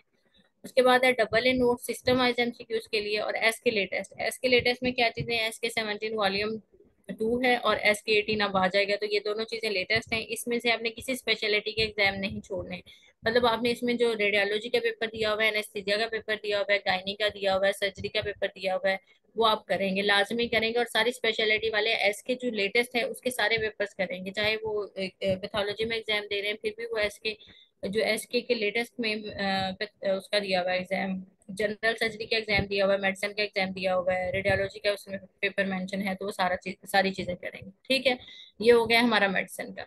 और बाकी ये जो मेडिसिन और लाइट की जितनी तैयारी है ये सारी स्पेशलिटीज में एप्लीकेबल है, इसमें कुछ चीजें ऐड हो जाएंगी और बाकी चीजें मैं साथ साथ बताती जाती हूँ। अब सर्जरी वालों के लिए, सर्जरी वालों के लिए कुछ टिप्स हैं कि सर्जरी वालों ने किसी सूरत भी एनाटमी स्किप नहीं करनी। एनाटमी बहुत अच्छी होनी चाहिए, और एनाटमी करनी कहाँ से है, इन लोगों ने चार्ट स्नेल, जिसे हम चार्ट स्नेल कहते हैं, ये clinical anatomy by Richard Snell, यहाँ से एनाटमी करनी है। इन लोगों ने कोई दूसरी बुक यूज नहीं करनी एनाटमी के लिए कि इन लोगों ने शॉर्ट स्नेल एनाटमी या रिचर्ड स्नेल एनाटमी लाजमी करनी है। ठीक है, और इसके अलावा जो सिस्टम वाइज तैयारी है, तो सिस्टम वाइज तैयारी में वही फिजियोलॉजी वहां से कर लेनी है, बीआरएस फिजियो से, जनरल पैथोलॉजी पैथोमा से है, फर्स्ट एड स्टेप वन से पैथोलॉजी की। अब ये नहीं करना कि हमने सिर्फ एनाटमी कर ली है तो बस हमारा पेपर हो जाएगा सर्जरी वाले, नहीं। आप लोगों ने general pathology, special pathology, microbiology, ये सारी चीजें लाजमी करनी है। इवन जो मोस्ट इंपॉर्टेंट सिस्टम है सबके लिए ही वैसे ये इंपॉर्टेंट है, लेकिन सर्जरी वाले भी, कि हीमाटोलॉजी से भी आपका पेपर आता है और माइक्रोबायोलॉजी से भी आपका पेपर आता है। इसलिए ये चीजें स्किप नहीं करनी कि आप लोग कहें कि मैंने हीमाटोलॉजी या एंडोक्राइनोलॉजी थोड़ी मेरी ऊपर नीचे हो रही है तो हो जाएगा पेपर, ऐसा नहीं करना। आप लोगों ने सिस्टम की तैयारी भी बिल्कुल अच्छे से करनी है। तो इसमें स्पेशल पैथोलॉजी के सारे सिस्टम, माइक्रोबायोलॉजी, इम्यूनोलॉजी, न्यूरोलॉजी का मैंने एक्सप्लेन कर दिया कि कैप्लान न्यूरोएनाटमी करने के बाद आप फर्स्ट टेस्ट अपन कर सकते हैं। अगर फर्स्ट टेस्ट अपन आपको समझ आती है तो आप इसे कर लें तो तभी मोर देन इनफ है। उसके बाद एम्ब्रियोलॉजी हमारी हो गई है, हिस्टोलॉजी ये भी। और एस के सर्जरी, एस के सर्जरी आपने लाजमी करनी है, एस के सर्जरी नहीं स्किप करनी। और अब मैं ये बता दूं कि एनाटॉमी में जो चीजें ये है कि सारी अननेसेसरी चीजें नहीं करनी। जैसे सरफेस मार्किंग बहुत ज्यादा दी हुई है तो आप सरफेस मार्किंग फर्स्ट इससे पढ़ना शुरू कर दें, वहां से स्नेल से। तो वो नहीं करनी आपने। मसल की इंसर्शन और रीजन बहुत ज्यादा ये नहीं पूछी जाती, बल्कि ये पूछा जाता है कि उस मसल की नर्व सप्लाई क्या है और उस मसल का फंक्शन क्या है। अगर इसकी नर्व सप्लाई डैमेज होगी तो इसका कौन सा फंक्शन लॉस होगा। तो ये चीज याद करनी होती है। ये नहीं याद करनी होती कि मसल अटैच कहाँ पे हो रहा है, उसकी इंसर्शन कहाँ पे हो रही है, ये नहीं पूछा जाता एग्जाम में।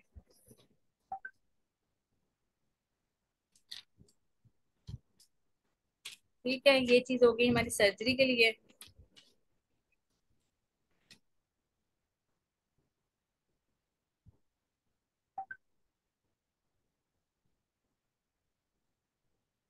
हम सर्जरी और मेडिसिन वाले को कोई क्वेश्चन है तो यहीं पे पूछ लें। बाकी जनरल जो क्वेश्चन होंगे वो एंड पे करेंगे।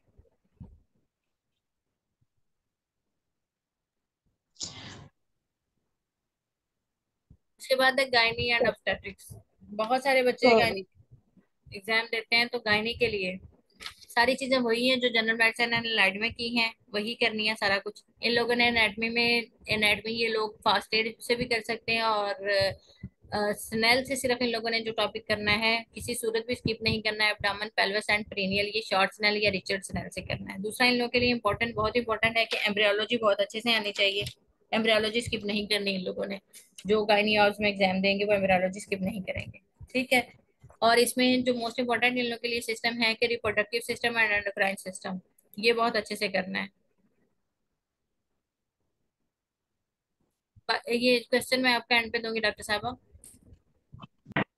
उसके बाद है गायनी वालों के लिए मैं बता रही थी कि abdomen, pelvis and perineal, Richard Snell से इसकी एनाटॉमी करेंगे। एम्ब्रियोलॉजी आप लोगों ने बहुत अच्छे से करनी है। और जो गायनी की थ्योरी है, एस के पिंक की थ्योरी लाजमी करनी है आप लोगों ने किसी सूरत भी। एस के पिंक एक बुक है गायनी के लिए, एमसीक्यूज बुक है, लेकिन इसमें थ्योरी भी दी हुई है। डॉक्टर सलाहुद्दीन कमाल ने थ्योरी भी मेंशन की है, तो वो आप लोगों ने थ्योरी भी करनी है वहां से। ठीक है। उसके अलावा जो एस के लेटेस्ट है वहां से एमसीक्यूज की प्रैक्टिस करेंगे, और topic wise MCQs double A से करेंगे। अब आप डबल ए से सारे एमसीक्यूज की प्रैक्टिस नहीं भी कर सकते तो आप ऐसा करें कि आपने अब्डामन, पेल्विस और पेरिनियम शॉर्ट स्नेल से किया और आपने ये बहुत अच्छे से करना है, तो सिर्फ इसी सिस्टम की आप लोग तैयारी कर लें। इसी सिस्टम की प्रैक्टिस कर लें आप लोग डबल ए से।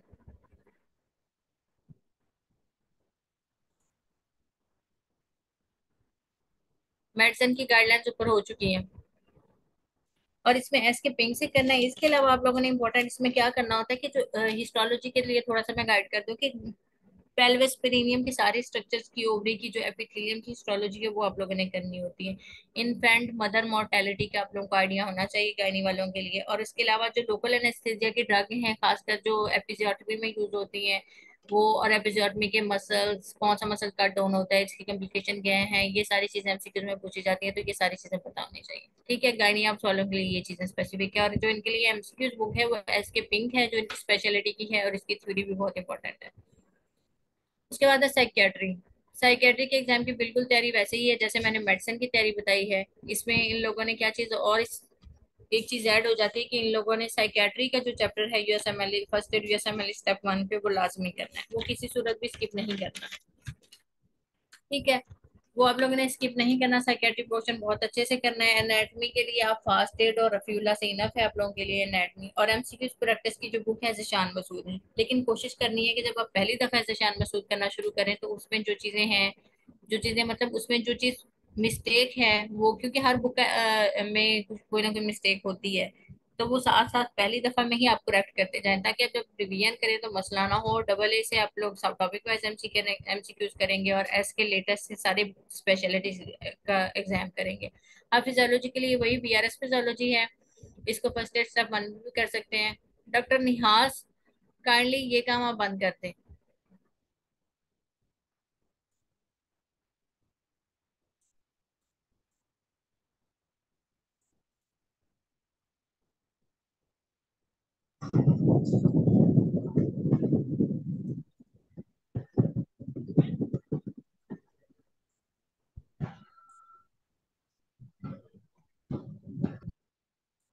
सारे सब्जेक्ट्स की गाइडलाइन है, अब बारी बारी आएंगी। अब साइकेट्री वालों के लिए मैंने बता दी है। साइकेट्री वालों को एमसीक्यूज की जो बुक है वो जिशान मसूद है।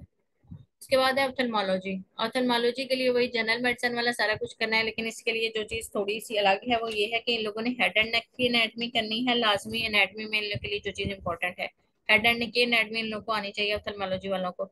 बाकी एनाटमी ये लोग फास्ट एड या फिर रफी पॉइंट जहां से भी करें कवर हो जाएगी, या फिर शेल्फ नोट से भी कर सकते हैं, एनाटमी शेल्फ नोट से। उसके बाद एम्ब्रियोलॉजी रफी और डबल ए से इनफ है। बाकी वही फिजियोलॉजी के लिए बीआरएस फिजियोलॉजी और यूएसएमएल step one first aid step one है, सॉरी। जनरल पैथोलॉजी के लिए पेथोमा है, माइक्रोबायोलॉजी के लिए और इम्यूनोलॉजी के जो टॉपिक्स मैंने बताए हैं वो लोग वो सारे करने हैं, वो फर्स्ट एड स्टेप वन या फास्ट एड से कहीं से भी आप लोग कर सकते हैं। लेकिन फर्स्ट एड स्टेप वन से कर ले तो ज्यादा अच्छी बात है। हाँ, अगर ये बिल्कुल बुक नहीं पढ़ी, आप लोग को नहीं समझ आ रही, तो देन फास्ट एड पे जा सकते हैं। उसके बाद न्यूरोलॉजी के मैंने पीछे मेंशन कर दिया कि प्लान न्यूरो एनाटमी और उसके साथ first aid USMLE step one कर सकते हैं। एनाटमी में इन लोगों ने अकुलर एनाटमी का चैप्टर है जो शॉर्ट स्नेल में मेंशन है, वो करना है लाजमी।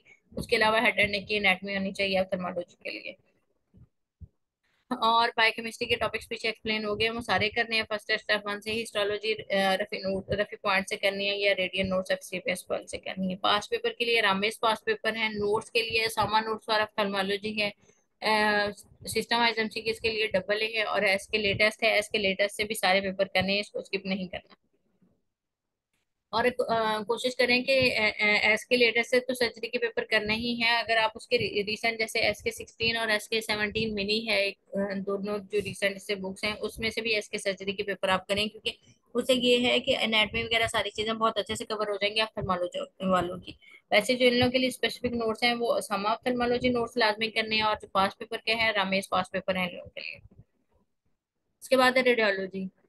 रेडियोलॉजी के एग्जाम में जो चीज मिलती है पीछे मैंने एक्सप्लेन की है कि इन लोगों की एनाटमी बहुत अच्छी होनी चाहिए, और इन लोगों ने भी एनाटमी रिचर्ड स्नेल यानी कि शॉर्ट स्नेल से एनाटमी करनी है। इन लोगों ने एनाटमी में आर्टरीज नर्व्स की ब्रांचेस उनका ये चीजें पता होनी चाहिए। मसल्स की अटैचमेंट इंसर्शन नहीं करनी, बाकी एनाटमी सारी करनी है। सरफेस एनाटमी को तो नहीं करना आप लोगों ने, ठीक है। और बाकी इसमें देख लें कि फिजियोलॉजी इन लोगों ने भी करनी है। BRS physiology first step one से के साथ इसको मिला के कर लें। जनरल पैथोलॉजी पे थोमा, special pathology first step one, micro biology और immunology first USMLE step one पे। न्यूरोलॉजी का मेंशन हो गया है। एनाटमी आप लोगों ने सारी करनी है, बिल्कुल स्किप नहीं करनी। रेडियोलॉजी में एनाटमी बहुत अच्छे से पूछी जाती है, लेकिन इसमें रेडियोलॉजी में स्पाइन और हेड एंड नेक की एनाटमी तो बहुत अच्छे से आनी चाहिए। उसके साथ बाकी सारी एनाटमी में बहुत इसकी पूछी जाती है रेडियोलॉजी में। एम्ब्रियोलॉजी बता दिया है कि सिस्टमाइज फर्स्ट एड से कवर हो जाएगी। अगर आपने वहां से भी नहीं करनी तो हाई यील्ड एम्ब्रियो एक बुक है, वहां से कर सकते हैं। उसके बाद है एस के रेडियोलॉजी। एस के रेडियोलॉजी से एमसीक्यूज की प्रैक्टिस करनी है आप लोगों ने। जैसी तैयारी स्टार्ट करनी है, डबल इन नोट से आप लोगों ने सिस्टम वाइज एमसीक्यूज की तैयारी करनी है। उसके बाद एस के लेटेस्ट है। देन हमारे पास आ जाता है पैथोलॉजी के एग्जाम। अब पैथोलॉजी के एग्जाम में सारी चीजें वही करनी है जो मेडिसिन गाइडलाइन के लिए बताई थी सारी चीजें। एक्स्ट्रा इसमें क्या ऐड होना है कि उन लोगों ने माइक्रोबायोलॉजी और इम्यूनोलॉजी के लिए कोई भी चीज स्किप नहीं करनी, hold from the first year यूएसएमएल step one. यहाँ पे ये एक्स्ट्रा ऐड हो गया। तो ये होल सारे टॉपिक करने हैं माइक्रोबायोलॉजी और इम्यूनोलॉजी के फर्स्ट एड स्टेप वन से। हाँ, इम्यूनोलॉजी में थोड़ी सी चीजें दरमियान में कर सकते हैं, लेकिन वो भी अगर कर लेंगे तो बहुत अच्छी बात है। और इम्यूनोलॉजी में अगर आप नहीं कर सकते तो फिर आपने वो हाइपर सेंसिटिविटी रिएक्शन ये सारी चीजें तो immunodeficiency disease, hyper sensitivity reaction, blood transfusion reaction, transplant reaction ये लाजमी करने हैं। लेकिन इम्यूनोलॉजी के क्वेश्चन बहुत डीपली आते हैं पैथोलॉजी के लिए, इसलिए सारी इम्यूनो कर लें तो बहुत अच्छी बात है। न्यूरोलॉजी के लिए first aid USMLE step one more than enough है। एनाटमी के लोग फास्ट एड से कर लें या एनाटमी शेल्फ नोट से कर लें तो मोर देन इनफ है। एम्ब्रियोलॉजी हाइजीन एम्ब्रियोलॉजी के साथ आप हाई यील्ड एम्ब्रियोलॉजी कर लें, आप फास्ट एज एम्ब्रियोलॉजी कर लें, नहीं फास्ट एज से करनी तो आप हाई यील्ड एम्ब्रियोलॉजी के साथ रफी पार्ट्स कर लें। बायोकेमिस्ट्री के टॉपिक्स मैंने बल्कि बायोकेमिस्ट्री के जो टॉपिक्स जितने मैंने मेंशन किए हैं वो सारे करने हैं पैथोलॉजी वालों ने, फर्स्ट एड स्टेप 1 से करने हैं, कोई टॉपिक नहीं छोड़ना। जो इम्पोर्टेंट है वो तो किसी ने भी नहीं छोड़ने, बाकी जो भी टॉपिक हैं वो भी नहीं छोड़ने हैं। और हिस्टोलॉजी, हिस्टोलॉजी के लिए जो एस के पैथोलॉजी में पार्ट्स दिए हैं वो लाजमी करने हैं आप लोगों ने, हिस्टोलॉजी वाले भी और बाकी सारे भी। और जो एफसीपीएस पल्स रफी हिस्टोलॉजी दी हुई वो भी करनी है, ठीक है। एस के पैथोलॉजी में थ्योरी दी हुई है पैथोलॉजी की, वो लाजमी करनी है, वो स्किप नहीं करनी। उससे क्या है कि रिवीजन भी हो जाती है आप लोगों की, और बहुत सारे नए पॉइंट्स एमसीक्यूज पॉइंट्स भी कवर हो जाते हैं। और इसमें मेडिकल राबियाली से प्रैक्टिस नहीं करनी, इसमें जो है एस के मेथोलॉजी मस्ट करनी है, system wise practice double A से करनी है। और जो एस के लेटेस्ट है उससे सारे पास्ट पेपर्स की प्रैक्टिस करनी है। उसके बाद है ईएनटी। ईएनटी के लिए वही सारी चीजें हैं कि जो हमने अभी पीछे देखा है, मेडिसिन एंड एलाइड के लिए जो सारी प्रिपरेशन थी बिल्कुल वैसे ही करनी है। इसमें जो एडिशन जो चीजें आ जाती हैं इन लोगों के लिए, एयर की एनाटॉमी जो दी हुई है रिचर्ड स्नेल में वो बहुत अच्छे से करनी है इन लोगों ने, ठीक है।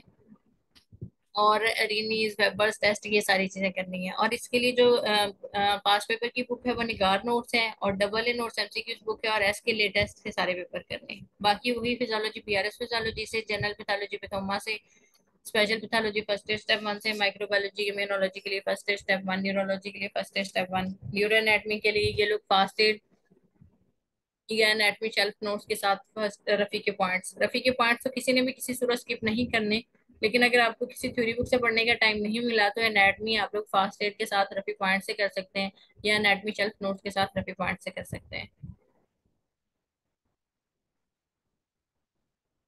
उसके बाद है हाई यील्ड एम्ब्रियोलॉजी बायोकेमिस्ट्री, वही टॉपिक वाइज जो मैंने बताई है पीछे के फर्स्ट एड स्टेप 1 से वही टॉपिक कर लेंगे। और हिस्टोलॉजी रफी पॉइंट से निगार नोट्स इसके पास पेपर की बुक है वो करना है।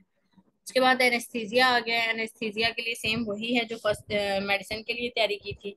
और एनेस्थीसिया में क्या चीजें ऐड करनी है एनेस्थीसिया वालों ने, एनेस्थीसिया वालों ने हेड एंड नेक और स्पाइनल कार्ड की एनाटॉमी ये किसी सूरत स्किप नहीं करनी, ठीक है। ये करनी है। उसके अलावा फार्माकोलॉजी बहुत अच्छे से इन लोगों को आनी चाहिए, जनरल एनेस्थीसिया की ड्रग आनी चाहिए, और वर्किंग जो मशीन्स हैं उनमें जो प्रेशर्स मेंशन होते हैं वो चीजें आप लोगों को आनी चाहिए, और general anaesthesia drug and pharmacology की बहुत अच्छे से आनी चाहिए। बाकी आप लोगों ने फिजियोलॉजी बीआरएस फिजियोलॉजी वही फर्स्ट एड स्टेप 1 से बीआरएस फिजियोलॉजी के साथ फर्स्ट एड स्टेप 1 से फिजियोलॉजी, और स्पेशल पैथोलॉजी है जनरल पैथोलॉजी पैथोमा से कवर हो जाएगी। माइक्रोबायोलॉजी फर्स्ट एड स्टेप 1 से है। और एनाटमी के लिए वही मैंने बताया, हेड एंड नेक और स्पाइनल कार्ड की एनाटमी आप शार्ट्सनेल से कर लें, ठीक है। और न्यूरोलॉजी फर्स्ट एड स्टेप 1 से करें आप। और अगर आपको फर्स्ट एड स्टेप 1 की समझ नहीं आती तो देन आप पहले के प्लान न्यूरो एनाटमी करेंगे, कि प्लान न्यूरो एनाटमी से सिर्फ न्यूरोलॉजी की एनाटमी कवर होती है, उससे वो नहीं होती। उसके बाद है बायोकेमिस्ट्री के लिए फर्स्ट एड स्टेप 1 से करनी है, histology radiate notes FCPS pulse, और एसके एनेस्थीसिया लाजमी लाजमी करनी है, एमसीक्यूज की प्रैक्टिस करनी है जो एनेस्थीसिया के लिए वेस्के एनेस्थीसिया से करनी है, topic wise double in note से करनी है। और साथ में जो लेटेस्ट एसके है वो यहाँ पे मेंशन नहीं है, लेकिन लेटेस्ट एसके के से सारे स्पेशलिटीज के एमसीक्यूज की प्रैक्टिस करनी है। अब आ जाते हैं सारे स्पेशलिटीज के एग्जाम हो गया। अब हम लोग के अगस्त के लिए जो कोर्सेज हैं उनका थोड़ा सा एक्सप्लेन कर देते हैं, देन हम क्वेश्चन लेते हैं। अगस्त के लिए जो हम कोर्स करवा रहे हैं उसमें एक 1.5 मंथ का कोर्स है अगस्त के लिए, और एक 2.5 मंथ का कोर्स है। अब 2.5 मंथ के कोर्स का ये चीज है कि इसमें आज तो हमारा ओरिएंटेशन सेशन है, कल हमारा पहला लेक्चर है थोरैक्स एनाटमी का, और देन इसका हमारा मॉक टेस्ट होगा, और उसी दिन उसकी डिस्कशन होगी। देन हमारा 27 को सीवी कार्डियोवास्कुलर सिस्टम की फिजियोलॉजी का लेक्चर है, 28 को कार्डियोवास्कुलर सिस्टम की पैथोलॉजी का लेक्चर है, 29 को कोई लेक्चर नहीं है, उस दिन सिर्फ टेस्ट होगा कार्डियोवास्कुलर सिस्टम का।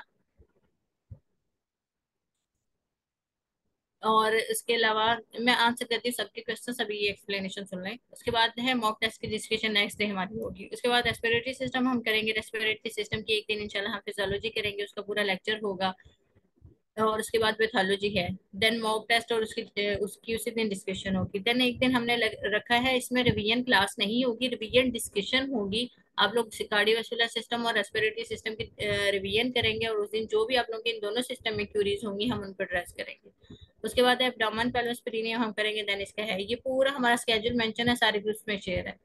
उसके बाद है हमारा 1.5 मंथ का, जो 1.5 मंथ का कोर्स है, उसमें पहले कार्डियोवास्कुलर सिस्टम है, उसका लेक्चर्स हैं हमारे फिजियो के और कार्डियो पैथोलॉजी के इकट्ठे कवर करवाए हुए हैं। नेक्स्ट डे उसका मॉक टेस्ट है। इस तरह इसका पूरा स्केड्यूल भी शेयर है।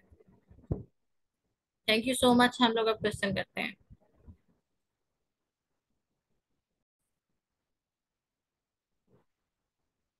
Welcome back. अस्सलाम वालेकुम। अब इसमें ये है कि इसका क्वेश्चन है एक डॉक्टर साहबा का, कि सीनियर्स कहते हैं रफीउल्लाह और एसके करो। अब रफीउल्लाह और एसके करोगे, आप अपनी सारी फी भरोगे, 3 महीने आप रफीउल्लाह और सिर्फ एसके करोगे, लेकिन आप एग्जाम में लक पे जाओगे। ये कोई श्योरिटी नहीं करवा सकता कि आप उस एग्जाम में पास होगे। जब तक आप लोगों ने थ्योरी नहीं पढ़ी होगी, आप कभी भी एग्जाम में इस श्योरिटी के साथ नहीं बैठ सकते कि आप एग्जाम निकाल के आओगे। आप एग्जाम में करके गए हो तो आपका एग्जाम 100% पास होगा। तो सीनियर्स में जो चीजें हो जाती हैं, किसी टाइम में लक चल जाता है, लेकिन उस टाइम में सिर्फ लक भी होती है, और दूसरा ये कि अगर पास पेपर का पूल आ गया है सारे का सारा, तो वो आप पेपर निकाल सकते हो। लेकिन अगर आ गया थोड़ा सा भी न्यू पेपर, थोड़ा सा न्यू पूल, न्यू कंसेप्ट आ गए हैं, तो आप लोग उड़ गए पेपर में। तो बेहतर यही है कि आप लोग एक थ्योरी की बुक रखें, जो मैंने बताई है कि मोस्ट इंपॉर्टेंट बुक है, वो लाजमी करें। उससे ये दो फायदे होते हैं। उससे ये फायदा होता है, एक तो कि आप लोगों के जो जितने भी कंसेप्ट होते हैं, वो ये एक लास्ट टाइम है एमबीबीएस के बाद कि हम अपने सारे कंसेप्ट को रिवाइज करके कर सकते हैं और उनको दोबारा से रिमाइंड कर सकते हैं। जो चीजें नहीं समझ आई वो समझ सकते हैं, क्योंकि उसके बाद कभी टाइम नहीं मिलता। हम क्लिनिकल लाइफ में चले जाते हैं, हम नेक्स्ट चीजों में चले जाते हैं, जो पीछे रह जाता है वो रह जाता है। तो ये लास्ट चांस होता है हमारे पास कि हम अपनी थ्योरी भी साथ स्ट्रॉन्ग कर लें। तो इसके साथ ये चीज है। बाकी जितने लोग हैं उतनी बातें होती हैं, लेकिन उसका फायदा ये है कि आप लोग अपना नुकसान करते हो। और दूसरा एक क्वेश्चन था हमारे पास यहाँ पे, फर्स्ट एड स्टेप वन मैंने बताया, वहीं से आप लोगों ने सारी चीजें करनी है। डबल ए आप स्किप कर, फर्स्ट एड स्टेप वन तो आप लोगों ने थ्योरी के लिए पढ़नी है। डबल ए जो बुक है वो एमसीक्यूज की सिस्टम वाइज बुक है, तो वहां से एमसीक्यूज के सिस्टम वाइज आप लोगों ने प्रैक्टिस करनी है। सारे भी नहीं कर सकते तो आप स्टार्ट वाले 150 एमसीक्यूज कर लें। नेक्स्ट जब आप वही सिस्टम रिवाइज करें तो वहां से और चीजें कर लें। ईएनटी की गाइडलाइन हमारी हो गई है। अब जो मैं चीज एक और बताना चाह रही थी, कि आप लोगों ने अगर पेपर पास करना है तो थ्योरी बुक किसी सूरत नहीं छोड़नी। अब इसमें कॉम्बिनेशन क्या रखना है स्टडी का, कि थ्योरी बुक,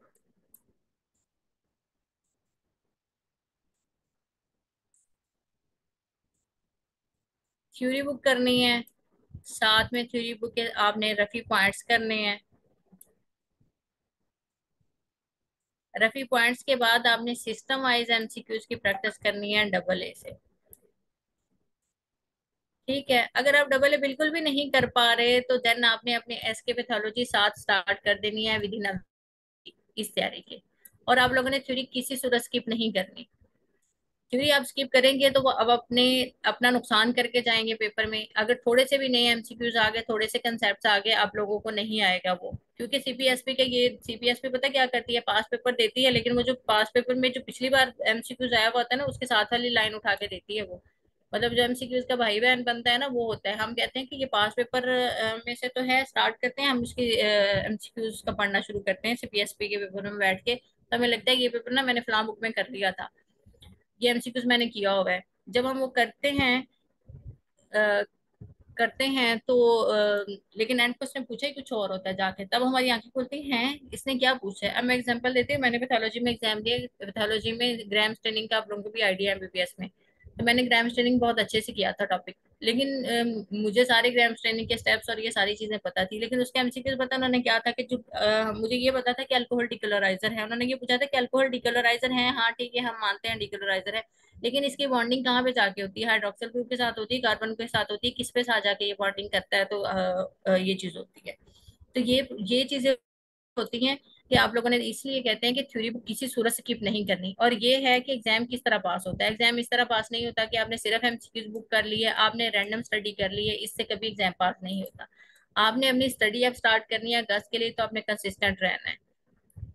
एफसीपीएस के एग्जाम की क्या है कि आपने परसिस्टेंट रहना है, आपने कंसिस्टेंट रहना है। आप कंसिस्टेंट रहें।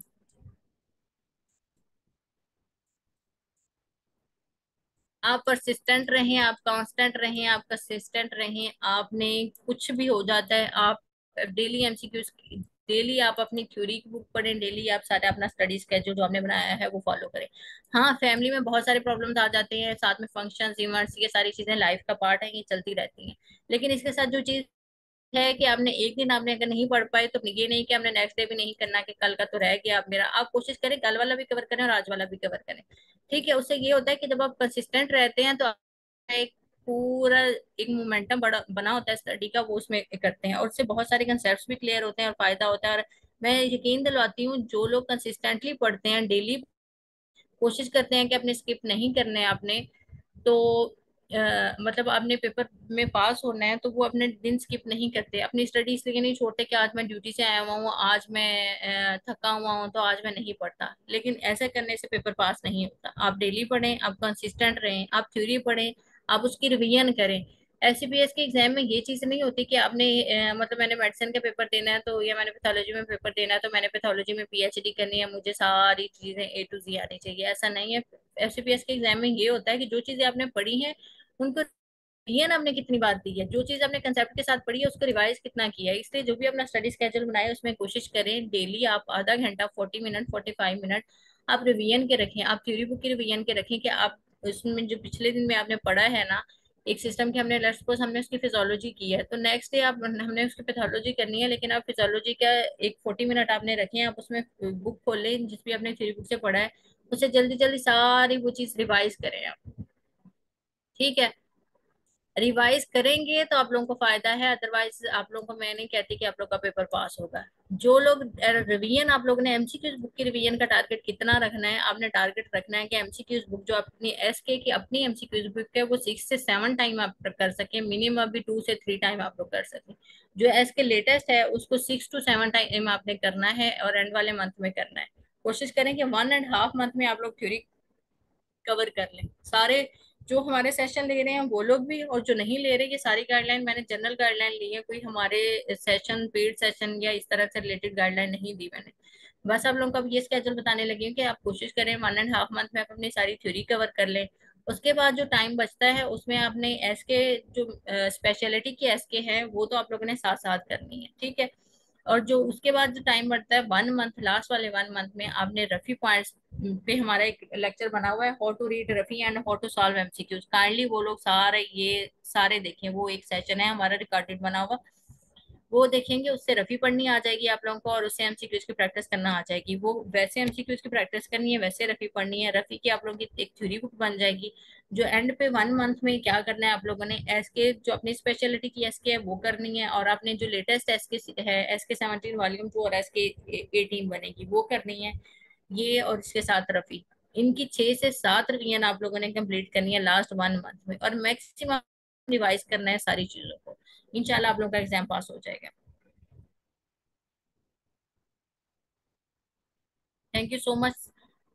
अब कितनी देर पढ़ना है ये इस पे आते हैं। कितनी देर पढ़ने में ये है कि जो लोग बिल्कुल जॉब नहीं करते, घर में हैं, वो लोग कोशिश करें कि 7 to 8 आवर्स अगर स्टडी कर सकते हैं तो 7 to 8 आवर्स स्टडी कर लें। और जिसने इस अटेम्प्ट में पेपर निकालना है वो डेली 4 to 5 आवर एक हाई यील्ड टाइम दे स्टडी को। 4 to 5 hour high yield time का ये मतलब है कि आपने थ्योरी बुक स्टार्ट की है, आप उसको पढ़ के उसको समझ के पढ़ के उठें, ये नहीं कि आप उसके खाना पूरी करें कि मैंने आज फिजियोलॉजी यहाँ से करना शुरू करनी है तो उससे मैंने ना बस ये मैंने दे लिया तो चलो जी मेरा सिस्टम हो गया, ये बात नहीं है। आपने उसकी फिजियोलॉजी पढ़ी है, इतने अच्छे से पढ़ी है कि आपने नेक्स्ट डे अगर आपने उसके रफी पॉइंट्स करना स्टार्ट किए हैं तो जो पॉइंट रफी में मिस है उसमें मेंशन नहीं है, वो आप बीआरएस फिजियोलॉजी से नोट्स फॉर्म में रफी पे ऊपर लिख लें। उससे ये होगा जब आप एंड पे पढ़ेंगे तो एंड पे आपको बीआरएस फिजियोलॉजी दोबारा नहीं पढ़नी है। आपने आपने फर्स्ट स्टेप 1 दोबारा आप नहीं उठा सक रहे, खोल नहीं रहे, तो आप उस टॉपिक को वहीं से नजर से गुजार लेंगे जो आपने मेंशन किया हुआ है रफी पॉइंट्स पे। ठीक है, लास्ट मंथ में डबल ए, लास्ट मंथ में डबल ए नहीं करनी, हर सिस्टम के साथ डबल ए करनी है। जैसे मैंने बताया था कि सीबीएस फिजियोलॉजी का करनी है, उसके बाद फर्स्ट स्टेप 1 से उसकी पैथोलॉजी करनी है, देन रफी पॉइंट्स करने हैं, देन उसी सिस्टम के एमसीक्यूज आपने डबल ए से करनी है, एमसीक्यूज बुक है। हाँ, डबल ए के जो पॉइंट्स हैं वो करने हैं तो आप कर लें उस पॉइंट के, लेकिन रफी पॉइंट्स किसी सूरत मिस नहीं करनी। उसके एक और चीज इसमें मैं बता दूं कि डबल ए के पॉइंट और रफी के पॉइंट अगर दोनों साथ में पढ़ना चाह रहे हैं तो ये कर लें कि आप रफी के पॉइंट्स पढ़ें और उसके साथ जो चीज ऐड है जो एडिशन में डबल ए के पॉइंट्स में है उसका नोट आप ऐड कर लें रफी पे। ठीक है, इस तरह दोनों बुक का कम्बिनेशन हो जाएगा, एंड पे आसानी हो जाएगी कि एक ही चीज आपको दो बुक से पढ़ने की बजाय आप एक ही बुक से पढ़ लेंगे। Any other question?